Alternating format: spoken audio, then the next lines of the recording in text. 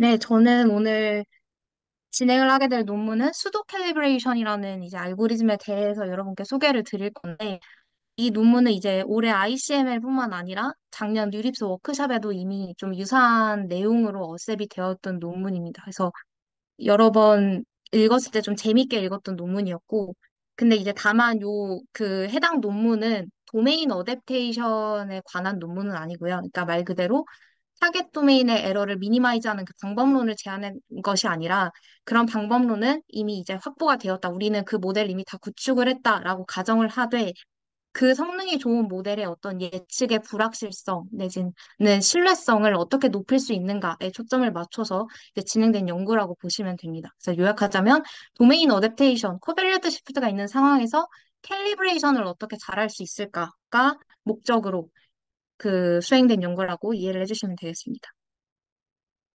그래서 왜 그런 코베리어트 시프트가 있는 상황에서 요 캘리브레이션이라는 어떤 그 테크닉이 왜 필요한지 그 모티베이션을 잠시 살펴보면 이 논문의 가장 첫 번째 피규어의 그 A 그 모델 A라는 그 섹션에 위치한 피규어에서는 이 모델의 그 모티베이션을 직접적으로 나타낼 수 있는 피규어가 이렇게 있거든요. 이 피를 보면은 이터레이션이 점점 반복이 되면 반복이 될수록 타겟 도메인에 대한 그 에러는 점점 낮아지는데, 즉 성능은 점점점 좋아지고 있는데, 반면에 네거티브 로그 라이클리후드 로스 자체는 점점 상승하는 경향을 보이고 있습니다. 그래서 이것이 의미하는 바는 우리가 그 도메인 어댑테이션을 수행을 하면 할수록 당연히 타겟에 대한 에러, 그러니까 즉 성능은 잘 좋게 확보가 될 테지만 들이 분명히 있을 텐데 그 틀린 샘플에 대해서 자기가 맞다고 너무 과대 확신하는 오버 컨피던트 경향이 있기 때문에 이렇게 로스 값이 높게 찍히게 된다라는 것을 보여주고 있는 거예요. 그래서 결국에 이 도메인 어댑테이션에서 타겟 도메인에 대한 어떤 오버 컨피던스의 문제점이 있다라는 것을 지금 보여주고 있는 피규어이고, 어떤 데이터셋으로 어떤 그 도메인 어댑테이션 방법론을 사용해서 이 피규어를 그렸는지에 대한 명확한 설명은 없지만 저도 이제 실험을 돌려보았을 때 이런 문제점이 굉장히 흔하게 나타나는 그런 문제점 중 하나입니다. 그래서 그럼 우리가 성능만 좋으면 됐지. 왜 이렇게 로스가 높아지고 오버 컨피던트한 그런 경향을 갖는 것이 왜 문제이느냐라고 묻는다면, 이건 제가 이제 그 진수님 세미나의 일부를 좀 따왔는데, 저희가 동일하게 95%의 아주 우수한 정확도를 가지고 있는 모델 두 개가 있다라고 하였을 때 둘 다 틀린 정답을 내뱉고 있습니다. 그러니까 질병을 가지고 있는 환자에 대해서 둘 다 정상이라고 답을 하고 있는데, 내가 틀린 것에 대해서 확신에 차서 틀렸는데도 불구하고 나 맞아라고 말하는 것보다는 내가 틀렸으면은 좀 자신 없게 나 잘 맞았는지 모르겠어라고 좀 자신 없게 이제 그 컨피던스를 좀 낮춰서 예측 확률을 내뱉는 모델을 우리가 더 신뢰할 수 있다라는 것이죠. 그래서 같은 성능을 가진다 하더라도 어떤 모델을 더 신뢰할 것인가를 물었을 때, 특히나 의료, 바이오, 뭐 자율주행 같은 그런 도메인에서는 이런 모델들, 좀 신뢰성 있는 모델들을 구축하는 것이 매우 중요한 태스크이다. 그리고 라는 것을 이제 볼 수가 있겠고, 이걸 저희는 이제 캘리브레이션을 잘해야 된다라고 좀 요약해서 볼 수가 있겠습니다. 그래서 그런 예측 모델을 저희는 perfect calibrated 된 모델이다라고 말을 하고, 이 perfect calibration 을 수식적으로 다시 한번 정의를 해보면 이런 식으로 나타낼 수가 있는데, 이렇게 정의가 되어 있습니다. 그러니까 이 수식의 의미는 어떤 모델이 P라는 예측 확률값을 가지고 예측을 하였을 때 그 Y 햇이 진짜 정답과 일치할 확률도 P여야 한다라는 것이 이제 수식적으로 이렇게 정의가 되어 있고, 그래서 요약하자면 신뢰도가 높은 어떤 분류 모델은 그 예측 컨피던스가 실제 정확도와 동일해야 된다라는 성질을 가지고 있다라는 것이 이미 선행 연구에서 이제 정리가 된 바이고요. 이걸 목적으로 이제 진행된 연구이고, 요 캘리브레이션에 대해서는 좀 자세하게 알고 싶으신 분들은 작년에 저희 연구실에서 지금 주요하게 연구를 하고 계신 진수님의 세미나를 좀 참고를 해주시면 되겠습니다. 제가 여기서 더 딥하게 설명을 하지는 않을 거고요. 그래서 그럼 이제 저희가 이제 도메인 어댑테이션에서 오버 컨피던트가 문제가 된다라는 것은 알았으니 캘리브레이션 테크닉이 필요하겠구나라는 부분까지는 알았는데, 여러 가지 메소드가 있는데 해당 그 연구에서는 여러 캘리브레이션 메소드 중에서도 템퍼처 스케일링이라는 어떤 테크닉을 사용을 하고 있습니다. 그래서 이 템퍼처 스케일링은 우리가 흔히 잘 알고 있는 것처럼 그 이제 로짓의 그 템퍼러처를 잘 나누어 줘서 소프트맥스 예측 확률 값을 조정을 해주는 거죠. 좀 샤픈하게 만들다거나 아니면 좀 유니폼에 가깝게 만들다거나 이렇게 스케일링을 해주는 방법인데 저희는 이제 오버 컨피던트가 되는 것이 문제였으니 이렇게 좀 더 유니폼에 가깝게 만들어주는 걸 목표로 T값, 템퍼러처 값을 정하는 게 이제 목적이 되겠죠. 그래서 요 캘리브레이션의 템퍼러처 스케일링에서 중요한 것은 어떻게 하면 요 데이터셋과 태스크에 걸맞는 아주 적합한 템퍼러처 값을 잘 찾을 수 있을 것인가. 그게 어떻게 정의되는가가 이제 관건인데 기본적으로는 이제 슈퍼바이즈드 세팅, 기본적인 지도학습에서는 이렇게 이미 트레인 데이터로 훈련이 끝난 모델을 가지고 트레이닝에서는 한 번도 본 적 없는 새로운 밸리데이션 셋에 대해서 인퍼런스를 진행합니다. 그러면 이제 로직 Z 값이 나오게 될 텐데 요 Z 값을 이용해서 밸리데이션 셋을 기반으로 네거티브 로그 라이클리후드가 최소화되는 지점에서의 템퍼러처 값이 우리가 원하는 적합한 템퍼러처 값이다라는 방향으로 이렇게 값을 설정을 하게 되고 그것을 이제 테스트 값에 이제 적용을 해서 신뢰도가 높은 좋은 예측 모델을 구성을 하는 것이 일반적인 케이스입니다. 근데 이 기존의 템퍼러처 스케일링을 왜 도메인 어댑테이션 상황에 바로 적용을 하는 것이 불가능한가라는 것을 살펴보면 우리 언슈퍼바이즈 도메인 어댑테이션에서는 타겟 도메인에 대한 레이블이 없잖아요. 그러니까 그것이 왜 문제가 되냐면 여기 네거티브 로그 라이클리후드 로스를 계산하는 과정에서는 어쨌든 그라운드 트러스 레이블 값이 필요한데 요 레이블 값이 없으니까 적절한 T 값을 찾는데 큰 어려움이 있다고 요약해서 말씀드릴 수가 있겠습니다. 근데 좀 도메인 어댑테이션을 잘 아시는 분들은 이렇게 생각하실 수도 있을 거예요. 우리가 잘 훈련된 도메인 어댑테이션 모델만 있다고 한다면은 어쨌든 코베레트 시프트가 해결된 상황에서는 소스 도메인이든 타겟 도메인이든 상관없이 X에서 Y를 잘 매핑할 수 있는 능력을 갖추었기 때문에 레이블이 있는 소스 도메인을 이용해서 T값을 구할 수도 있지 않을까라는 이제 생각을 가지실 수도 있어요. 그런 아이디어는 굉장히 좋은 아이디어지만 이 연구에서는 뭐라고 한계점을 지적을 하느냐 하면은 그렇게 될 경우에는 결국에는 레이블드 소스 도메인을 필요로 한다라는 점을 한계점으로 지적을 하고 있습니다. 이게 왜 한계점이 되냐면 제가 최근 23년도, 24년도 도메인 어뷰테이션 문헌들을 쭉 했는데 탑 컨퍼런스에 제출된 그 논문에서 굉장히 많은 논문들이 소스 프리 도메인 어댑테이션 문헌들이 굉장히 줄을 이루고 있더라고요. 소스 프리 어댑테이션이라고 하면 이제 도메인 어댑테이션 상황에서 소스 도메인 내지는 데이터에 대한 접근 없이도 오로지 타겟 데이터만을 가지고 도메인 어댑테이션을 수행하는 방법론을 일컫습니다. 그래서 그런 상황에서는 이런 방향으로 T값을 찾는 것이 어려우니 우리는 이 두 가지 문제점을 모두 다 해결을 하고자 한다라는 것이 이 논문의 이제 주요 모티베이션 중 하나입니다.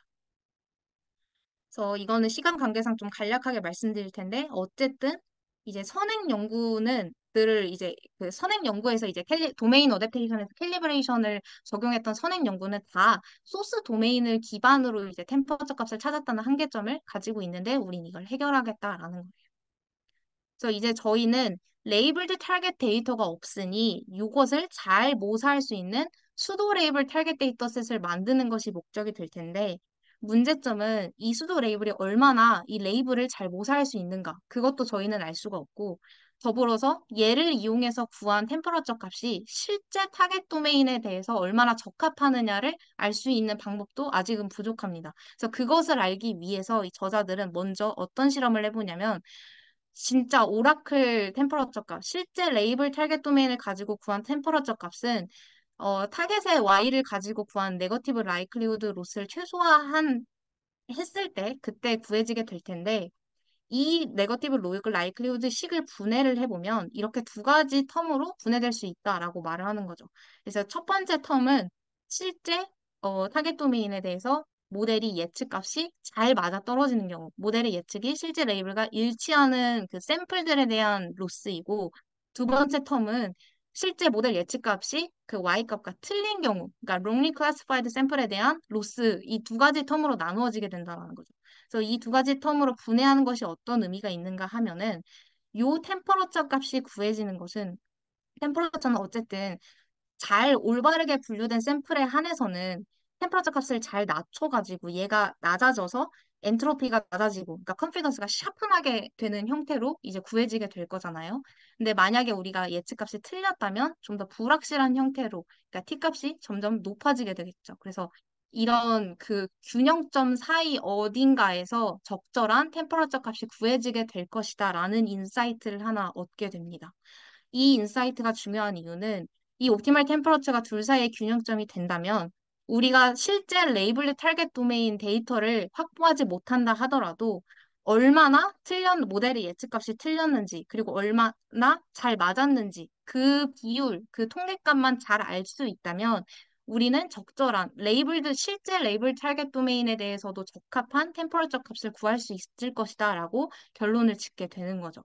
그래서 이런 그 비율을 잘 모사할 수 있는 수도 레이블드 타겟 데이터셋을 만드는 것이 이 방법론의 이제 목적이고 방법론의 주요 골자라고 볼 수가 있겠습니다. 그래서 얘를 그럼 어떻게 구하는가를 이제 살펴보게 될 텐데, 먼저 이제 실제 타겟 샘플을 이제 우리는 모델에 넣습니다. 이 모델은 우리가 이미 잘 학습된 도메인 어댑테이션 모델이 있다라고 가정을 하고 오로지 인퍼런스만 수행을 하게 되는 겁니다. 그래서 그 두 가지 타겟 데이터 샘플을 넣었을 때 이제 이렇게 수도 레이블 값이 우리가 그 구해지게 되겠죠. 근데 요거는 첫 번째 클래스이고 만약 두 번째 샘플은 두 번째 클래스에 할당이 된다면 두 수도 레이블이 서로 다르기 때문에 이런 경우에 한해서 믹스업을 이제 수행을 하게 됩니다. 근데 이제 그 믹스업을 수행해서 이제 새로운 샘플을 하나 만들어내게 되는데 요 샘플의 경우에는 이제 믹스업을 할 때 선형결합을 할 때 그 결정되는 요 람다 값은 항상 0.5보다 크게 설정을 하게 되거든요. 그래서 큰 람다 값을 가진 그 케이스, 요 샘플을 대변할 수 있는 새로운 샘플들을 만들어내는 겁니다. 그러니까 다른 클래스의 샘플을 이용해 조금 펄터베이션한 새로운 샘플을 만들어내고 이렇게 소프트 레이블도 함께 얻어낼 수가 있는 것이죠. 그래서 새로운 강아지가 이제 새로운 그 고양이랑 섞인 강아지가 되게 되는 것이고 이 과정을 점점점 반복을 해서 새로운 수도 타겟 데이터셋을 이렇게 만들어내게 됩니다. 그래서 이 데이터셋을 만들어내고 난 뒤에는 이번에는 이제 믹스업된 그 샘플을 모델에 넣었을 때 이제 예측값이 나오게 될 거 아니에요? 그럼 예측값은 그 두 가지로 분류가 될 수가 있겠죠. 이제 첫 번째로는 우리가 앞서서 구한 이 소프트 레이블과 얼마나 일치하는지, 그러니까 잘 일치하는 경우, 혹은 그 소프트 레이블과 불일치하는 경우 이 두 가지 케이스로 나눌 수가 있을 텐데 이게 실제로 요 샘플을 사용해서 넣은 그 산출한 예측값이 소프트 레이블과 잘 맞는다면 실제 타겟 데이터셋에서도 잘 올바르게 분류되는 샘플일 것이라고 가정을 하고 틀렸다면 그것 역시도 실제로도 틀릴 가능성이 높은 샘플일 것이다라고 말을 합니다.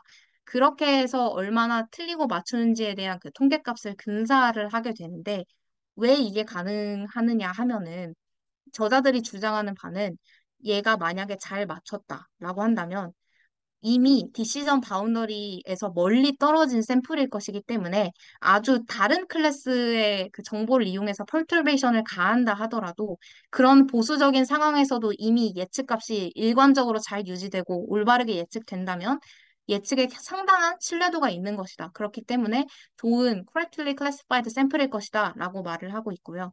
만약 얘가 다른 클래스의 정보를 조금만 변형을 가했을 때에도 바로 틀려버린다면 얘는 이미 원본상에서도 디시전 바운더리 근처에 있는 앰비규어스한 샘플일 가능성이 높기 때문에 실제로도 모델이 예측을 어려워하는 그런 케이스의 확률이 높다라고 하여서 wrongly classified 샘플로 분류를 하게 되는 겁니다. 그래서 이런 상황에서도 잘 맞추는 케이스, 맞추지 못하는 케이스를 이제 구분을 했을 때 이게 실제 타겟 데이터셋이 얼마나 잘 맞추고 못 맞추느냐 그것을 근사할 수 있다라는 것을 이제 주장을 하게 되는 거죠. 그래서 이게 사실 방법론의 전부이고, 뭐 어려운 수식 없이 굉장히 직관적이고 흥미로운 아이디어로 이제 제안한 알고리즘이라서 저는 좀 되게 재밌게 읽었고요. 그래서 좀 주요 컨트리뷰션 중 하나는 소스 도메인에 대한 접근 권한 없이도 접근을 하지 않아도 좋은 이제 그 템퍼러처 값을 구할 수 있다라는 것이고, 저희는 일반적으로 클로스드 셋이라고 하여서 레이블 시프트가 없는 케이스에 대해서 구하고 있는데 파셜 그 세팅 그러니까 좀 클래스 미스매치가 있는 상황에서도 적용 가능한 방법론이다라는 좀 그 특장점을 가지고 있습니다. 그래서 이런 그 방식을 통해서 좋은 캘리브레이션을 수행했다라고 하는 것이 방법론의 골자이고 실험 결과에 대해서는 좀 흥미 있으신 분들이 좀 더 추가적으로 읽어보시면 될 것 같습니다. 이렇게 발표는 여기까지 하고 질문 있으신 분들 질문 주시면 되겠습니다.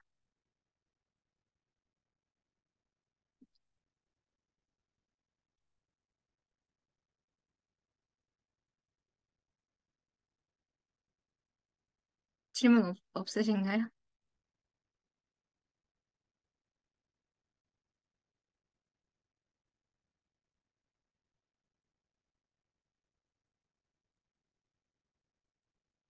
네, 딱히 질문 없는 것 같습니다. 네, 네, 그러면은 네, 발표해 알겠습니다. 주셔서 감사하고요.